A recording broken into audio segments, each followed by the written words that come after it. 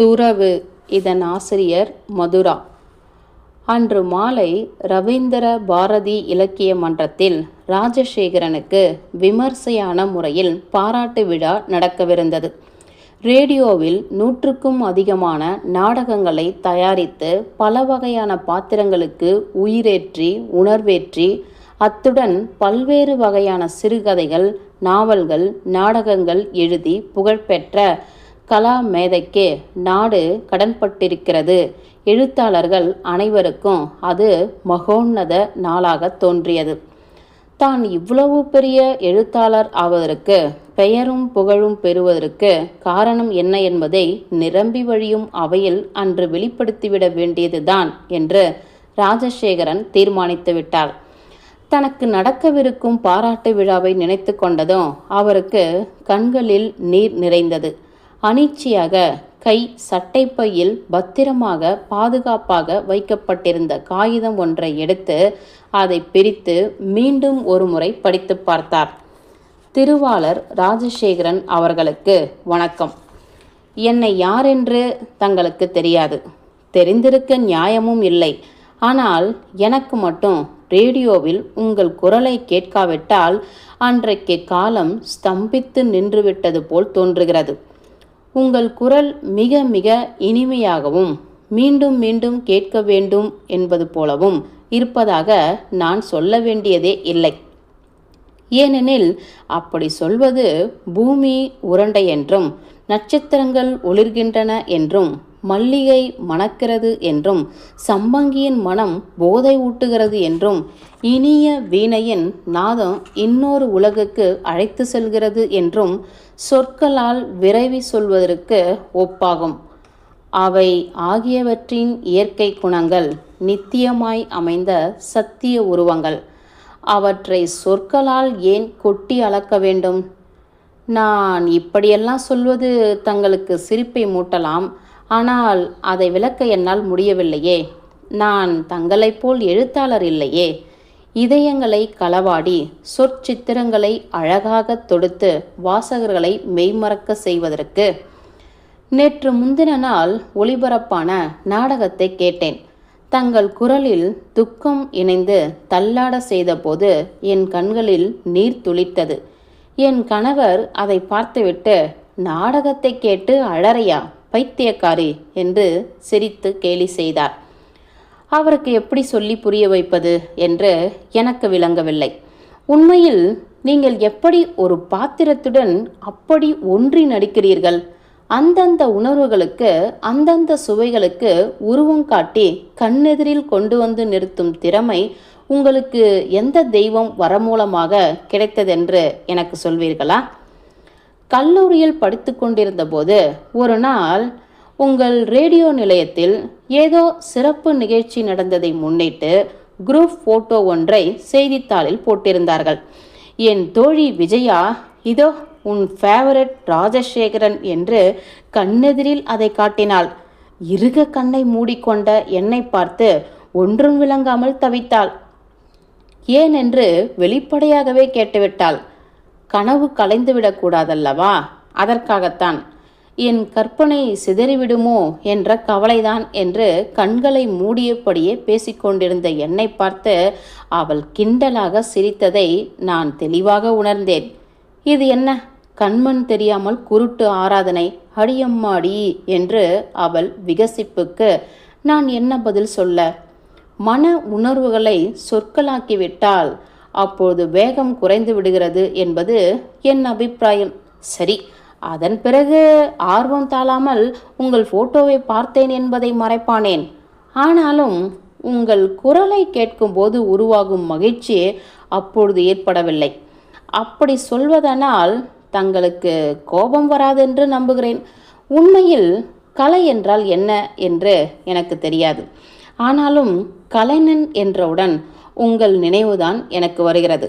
நாடகங்களில் இனிய குழலோசையாக நீலவானில் அனாயசமாக துள்ளித் திரியும் வெண்மேகமாக வெள்ளப்பெருக்கின் போது சுழல்களை தன்னகத்தே அடக்கி கொண்டு கம்பீரமாய் ஓடும் கோதாவரி ஆறாக பல வகையாக தங்கள் குரல் காரிய சாதனை புரிந்து விடுகிறது. அநேக உணர்வுகள் வானவில்லாய் விரிந்து இதயத்துக்கு ஆதரவாக அமைந்து விடுகின்றன. தங்கள் குரலால் வற்றாத ஊற்றாய் மகிழ்ச்சியை பெருக்கும் சக்தி உங்கள் குரலுக்கு இருக்கிறது. எப்படி வர்ணிப்பது? என்னவென்று வர்ணிப்பது? எனக்கு சொற்கள் கிடைக்கவில்லை. உங்களை நேரில் பார்க்க வேண்டும் என்றோ உங்களிடம் அளவளவ வேண்டுமென்றோ எனக்கு தோன்றவில்லை. உண்மையில் கடவுள் என்றால் எனக்கு பக்திதான். தினமும் பூஜை செய்யவிட்டால் எனக்கு சாப்பாடு செல்லாது. கண்காணாத அந்த கடவுளை நோக்கி தொடர்ந்து வேண்டிக் கொண்டுதான் இருக்கிறேன். ஒருவேளை அந்த கடவுள் என் வேண்டுகோளுக்கு இறங்கி என் எதிரில் தோன்றிவிட்டால், அம்மாடி, இந்த எளிய இதயம் அதை தாங்கிக் கொள்ள முடியுமா? முடியவே முடியாது. அதை போலவேதான் தங்களை நேரில் காண வேண்டும் என்ற எண்ணம் எனக்கு தோன்றவில்லை. வெண்ணிலவை இங்கிருந்தே பார்த்து நான் ஆனந்தம் கொள்ள முடியும். ஆனால் பலவந்தப்படுத்தி ரஷ்யாக்காரர்கள் ராக்கெட்டை தருவித்து என்னை சந்திர மண்டலத்திற்கு அனுப்பி வைக்கிறோம் என்று எண்ணி என்னிடம் பணத்தை கொட்டி கொடுத்தாலும் நான் போகவே மாட்டேன். உயிருக்கு அஞ்சு அல்ல, சந்திரனை பற்றிய எழில்மயமான கற்பனை சிதறிவிட்டால் அதை தாங்கிக் கொள்ளும் சக்தி எனக்கில்லை. மேலும் எனக்கு இன்னொரு பயம் உண்டு. நீங்கள் எழுத்தாளராயிற்றே, பிறர் மனங்களை ஊடுருவி பார்ப்பதில் கெட்டிக்காரர்கள். முகத்தை பார்த்து என் மன உணர்வுகளை படித்து விடுவீர்களோ என்னவோ என்ற பயம். அதனால தான் எதிரில் தென்பட மாட்டேன். உங்கள் எழுத்துக்களில் பெண் பாத்திரங்களை எவ்வளவு திறமையாக கையாளுகிறீர்கள். அதை போற்றாமல் இருக்க முடியாது.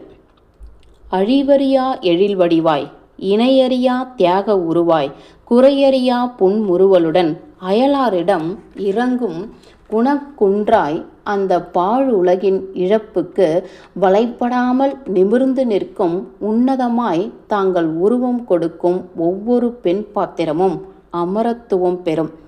சமூக பலகீனத்திற்கு ஆட்பட்டு விட்ட பெண்களை வாழ்க்கையில் நேரில் பார்க்கும்போது எனக்கு எரிச்சல் பற்றி எரியும். ஆனால் அவர்களையே உங்கள் நாவல்களில் பாத்திரங்களாக சந்திக்கும்போது அவர்களுக்காக நான் அனுதாபப்படுகிறேன். அந்த பாத்திரங்கள் மூலமாக தங்கள் மீதுள்ள அபிமானம் என்னில் கூடிவிடுகிறது. இதை முகஸ்துதிக்காக கூறியதாக கொள்ள வேண்டாம். சின்ன சின்ன விஷயங்களில் ஒளிந்திருக்கும் சத்தியத்தை வாசகன்தானே கண்டுபிடிக்க தங்கள் எழுத்து தூண்டுகிறது. எளிமையான சொற்களிலே தீவிர உணர்வுகளை பொதியச் செய்யும் திறன் அந்த எழுத்தின் முத்திரை. உங்கள் கவிதைகளில் வெளிப்படும் அந்த வேதனை, ஆத்ம அர்ப்பணம் செய்து கொள்ள வேண்டும் என்ற துடிப்பு, மெய்மறந்து போகும் ஆவேசம், மனம் நிறைந்து வழிந்தோடும் உற்சாகம், அனுபவிக்க வேண்டிய புதையல், இவற்றையெல்லாம் படிக்கும்போது எனக்கு உங்கள் மனைவியை பார்க்க வேண்டும் போல் இருக்கிறது. உண்மையில் அவர் முற்பிறவியில் பொன் மலர்களால் பூஜை செய்திருக்க வேண்டும். இவளுக்கும் இது பாராட்டுரை அல்ல, காதல் கடிதமும் அல்ல. கேவலம் உள் உணர்வுகளை தங்களுக்கு எடுத்து வரும் அறிமுக கடிதம் மட்டும்தான். வணக்கத்துடன், ஒரு ரசிகை. கடிதத்தை படித்து முடித்ததும் ராஜசேகரின் முகத்தில் வியப்பு, மகிழ்ச்சி இரண்டும் கலந்த உணர்வு மீண்டும் ஒரு முறை சுடர்விட்டது. அவருடைய மனதில் இனம் புரியாத நுண் உணர்வு பிறந்து மிதந்தது. 15 ஆண்டுகளுக்கு முன்பு அந்த கடிதம் வந்தபோது இதே உணர்வுதான் பிறப்பெடுத்தது. அந்த கடிதத்தை படிக்கும் போதெல்லாம் இதே அனுபவம்தான். இந்த 15 ஆண்டுகளின் இடைவெளியில் எத்தனையோ நடந்து முடிந்திருந்தாலும் ராஜசேகரன் இந்த கடிதத்தை மட்டும் மறப்பதில்லை. அதன் பிறகு இதை போன்ற மற்றொரு கடிதம் வரவே இல்லை. ரவீந்திர பாரதி இலக்கிய மன்றம் ரசிகர்களால் நிறைந்து உற்சாகமாக இருந்தது. மலர் மாலைகள் சூட்டி ராஜசேகரனை மேடையில் உட்கார்த்தி வைத்திருந்தார்கள். பெரியோரெல்லாம் அவருடைய எழுத்தாக்கங்களை பாராட்டி மகிழ்வுடன் ஆசிர்வதித்தார்கள். அவருடைய அடிசுவட்டில் இலக்கிய பயணம் செய்து கொண்டிருந்த இளம் எழுத்தாளர்கள் அவருடைய சிறப்பை போட்டி போட்டுக்கொண்டு புகழ்ந்து பேசினார்கள். எழுத்தாளர் சங்கத்தினர் அவருக்கு காஷ்மீர் சால்வை போர்த்தி 1116 ரூபாயை அடங்கிய பணமுடிப்பை காணிக்கையாக்கி தங்கள் மகிழ்ச்சியையும் ஆர்வத்தையும் வெளிப்படுத்தி கொண்டார்கள். தனக்கு அளிக்கப்பட்ட பாராட்டுக்கு நன்றி தெரிவிப்பதற்காக ராஜசேகரன் எழுந்து நின்றார். வயதுக்கு மீறிய நரைத்து போயிருந்த தலைமயிர் வெள்ளி கதிர்களாய் ஒளிர்ந்தது. முகத்தில் அருள் பொங்கி இருந்தது. பார்த்தவுடன் கையெடுத்து கும்பிடத் தோன்றும் அருள். இந்த பாராட்டுக்கும் கௌரவத்துக்கும் தனக்கு சேராது என்றும் தனக்குள் உறங்கிக் கொண்டிருந்த சக்தியை எழுப்பிய சுமார் 15 ஆண்டுகளுக்கு முன்பு ஒரு ரசிகையிடமிருந்து வந்த கடிதத்துக்கே இவை எல்லாம் சேரும் என்றும் விளக்கமாக பேசினார். அவையில் கூடியிருந்த எல்லாரும் இத்தகவலை புத்துணர்வுடன் சுவைத்தார்கள் என்பதை அங்கே நிலவிய அமைதியே எடுத்துக்காட்டியது.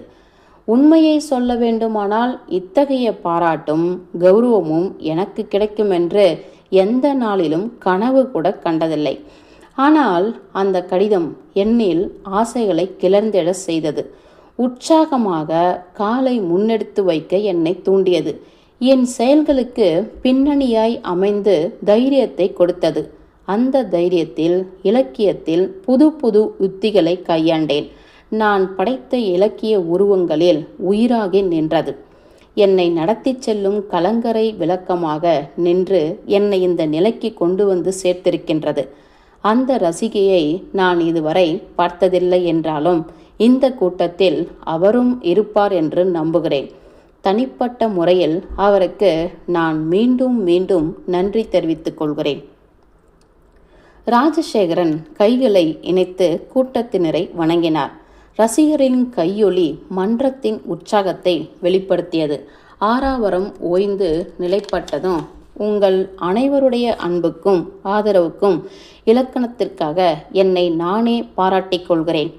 உண்மையில் இது எனக்கு தனியே கிடைத்த கௌரவம் அல்ல, இலக்கிய ரசிகர்கள் தங்களை தாங்களே கௌரவித்து கொண்டதாகும். சரஸ்வதி தேவி குடியிருக்கும் ஆலயம் ரசிகர்களின் உள்ளம். மீண்டும் மகிழ்ச்சி ஆரவாரம். நிகழ்ச்சி முடிவடைந்தது. வந்திருந்தவர்கள் வெளியேறத் தொடங்கினார்கள். தன்னை சூழ்ந்து கொண்டவர்கள் உதித்த புகழ் சொற்களுக்கு இயந்திர ரீதியில் பதிலளித்து கொண்டிருந்தார் ராஜசேகரன். அவனுடைய கண்கள் எதையோ தேடுவதில் ஈடுபட்டிருந்தன. மனம் ஏதோ குறையினால் நிறைவேற்றிருந்தது. எல்லோரிடமிருந்தும் தப்பிச் சென்றபடி ஒரு மூலையில் நின்றிருந்தார். அவருடைய சிந்தனையை கலைத்தபடி யாரோ பேசினார்கள். உங்களுடைய மனைவி வரவில்லையா? ஒரு முறை ராஜசேகரின் கண்கள் மின்னிட்டன. அதுவரை காத்திருந்தது வீண் போகவில்லை என்ற மன நிறைவு.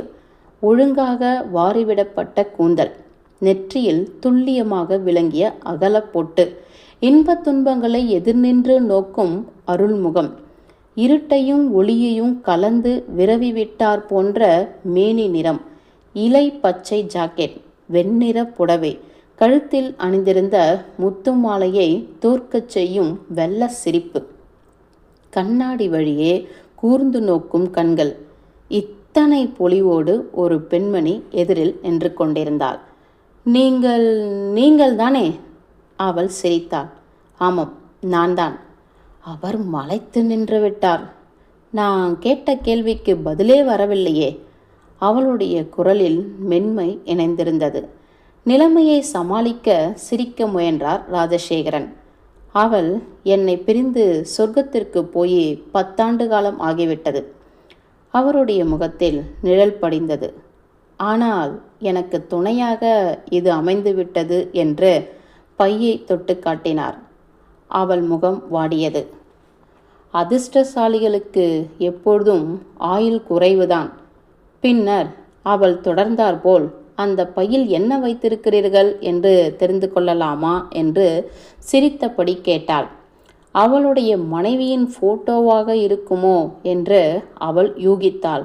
ஆனால் அவர் சொன்ன பதில் அறிமுக கடிதம். ஊமைகளாய் ஒருவர் கண்களை ஒருவர் கனநேரம் பார்த்து கொண்டார்கள்.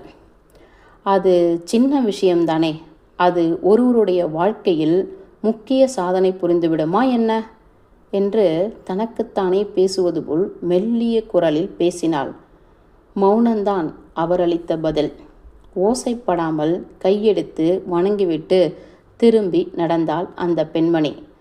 உண்மையில் அப்பொழுதுதான் துறவு ஏற்றுக்கொண்டது போல் மன நிம்மதி அடைந்தார் ராஜசேகரன். முற்றும்.